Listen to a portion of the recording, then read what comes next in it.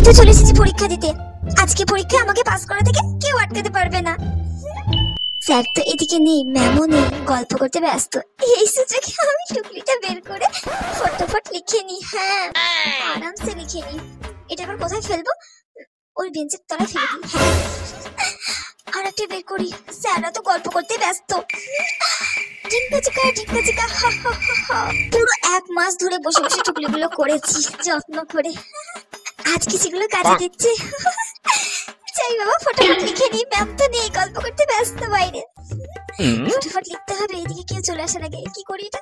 জানালা দিয়ে ফেলে দিই। হয়ে গেছে। নেক্সট। আমি যেগুলো করে নিয়ে এসেছি সবই তো প্রায় চলে এসেছে। এটাও তো চলে এসেছে। কি যে মজা হচ্ছে না, এবার তো পরীক্ষা আমাকে ফার্স্ট হওয়া থেকে কেউ আটকাতে পারবে না। এ বাবা, ম্যাম তো মনে হচ্ছে এদিকেই আসছে। কি করি এটা এবার? ম্যাম তো আমার চালাকি ধরতেই পারলো।